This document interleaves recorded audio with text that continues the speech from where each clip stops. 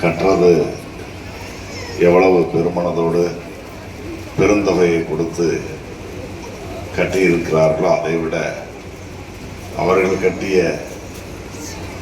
அந்த கட்டிடத்தை நான் வந்து திறந்து வைக்கின்ற வாய்ப்பினை தந்தமைக்காக முதலில் அவர்களுக்கு நான் நன்றியை வணக்கத்தை உரித்தாக்கிக் கொள்கிறேன்.